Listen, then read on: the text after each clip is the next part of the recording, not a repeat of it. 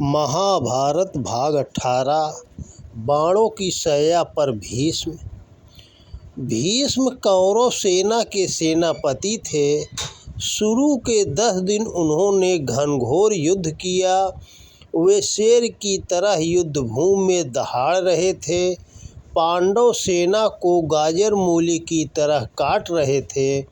वे जिधर मुंह उठाते उधर खलबली मच जाती। पांडवों के 10,000 सैनिक प्रतिदिन मरते रहे। 8 दिन में 80,000 सैनिक मारे गए। अर्जुन का कोई भी दांव न चल सका। 9वें दिन भीष्म की लड़ाई से पांडव परेशान हो उठे। उनके बाणों की वर्षा से अर्जुन का रथ ढक गया। अर्जुन निरुपाय हो गए।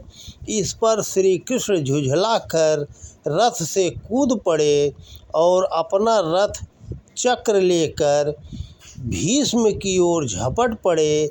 भीष्म पितामह खुश होकर बोले, भगवान कृपा, आइए आपका स्वागत है। आज मैं धन्य हुआ।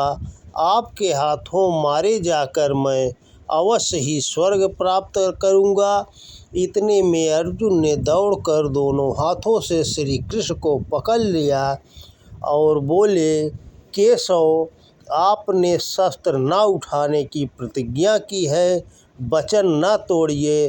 पितामह को बाणों से मार गिराने का काम मेरा है। आप रथ की बागडोर संभाले। श्री कृष्ण फिर रथ पर जाकर बैठ गए। उस दिन युद्ध समाप्त हुआ। श्री कृष्ण चिंतित थे। उनका कहना था, ऐसे काम नहीं चलेगा। पांडवों को पितामह के पास जाकर उनसे उनकी मौत का उपाय पूछना चाहिए। उस समय युद्ध के नियम थे। संध्या के बाद लड़ाई बंद हो जाती थी। फिर दोनों पक्ष के योद्धा आपस में मिलजुल सकते थे। अर्जुन आदि को लेकर श्री कृष्ण पितामह के पास पहुँचे। अर्जुन प्रणाम कर बैठ गए। पितामह ने अर्जुन की युद्ध कुशलता की प्रशंसा की। इस पर अर्जुन बोले, क्या कुशलता है पितामह? आप हमारी सेना को नित्य गाजर मूली की तरह काट रहे हैं। हमारा कोई उपाय चल पा रहा है? कृपा कर बताएं, हम आप पर कैसे विजय प्राप्त कर पाएंगे? भीम मुस्कुरा कर बोले, मेरे जीते जी तुम्हारी जीत नहीं हो सकती अर्जुन। तुम्हारी सेना में कोई ऐसा वीर नहीं है जो मुझे मार सके। हाँ, युद्ध के बीच यदि कोई स्त्री मेरे सामने आ जाएगी तो मैं उस पर हाथ नहीं उठाऊंगा, शस्त्र रख दूंगा। यह मेरा प्रण है। फिर 10वें दिन का युद्ध शुरू हुआ। आज पांडवों की सेना का संचालन शिखंडी के हाथ में था। भीष्म आज सूर्य के समान तप रहे थे। श्री कृष्ण ने शिखंडी को भीष्म के सामने जाकर युद्ध करने के लिए कहा।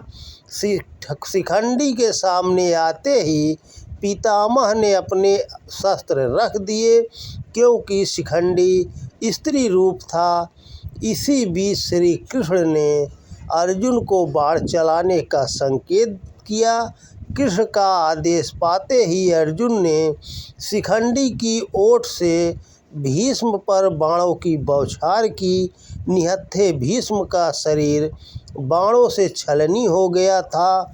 वे युद्ध क्षेत्र में गिर पड़े, लेकिन उनका शरीर भूमि पर नहीं गिरा। शरीर में चुभे तीर दूसरी तरफ धरती में जाकर धंस गए। उन्हीं बाणों के ऊपर भीष्म का शरीर टिका रहा। लड़ाई बंद हो गई।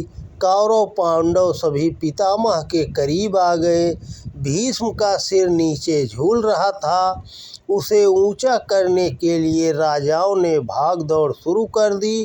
कोमल रेशमी तकिया लाए, लेकिन पितामह ने उसे लेने से इनकार कर दिया। वे अर्जुन से बोले, बेटा अर्जुन, मेरे सिर के लिए कोई ठीक सहारा तो देना।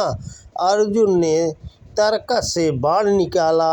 उसे धनुष पर चढ़ाकर इस प्रकार छोड़ा कि बाण पितामह के सिर में लगकर सिर को ऊंचा कर दिया। युद्ध क्षेत्र में सरसैया पर पड़े वीर के लिए यही ओग सिराहना था। पितामह प्यासे थे, उन्होंने राजकुमारों से पानी मांगा। वे भागकर अमूल्य पात्रों में जल लाए, किंतु पितामह ने वह जल ग्रहण नहीं किया। उन्होंने अर्जुन से पानी मांगा। वीर अर्जुन ने अपने गांडीव पर बाण चढ़ाया और उसे धरती की ओर छोड़ा। बाण भूमि में धंस गया। पृथ्वी से एक जलधारा निकल पड़ी। उसका जल सीधे भीष्म के मुंह में गिरने लगा। गंगा पुत्र की प्यास बुझ गई, मानो माता गंगा अपने प्रिय पुत्र की प्यास बुझाने स्वयं आ गई थी। जल ग्रहण कर भीष्म बोले, अभी शरीर त्याग करने का उचित समय नहीं है, अतः सूर्य नारायण के उत्तरायण होने तक मैं इसी दशा में पड़ा रहूँगा। 6 मास बाद सूर्य के उत्तरायण होने पर भीष्म ने शरीर त्याग दिया। तो दोस्तों, जय श्री कृष्णा, राधे राधे, जय हिंद, जय भारत। दोस्तों नमस्कार।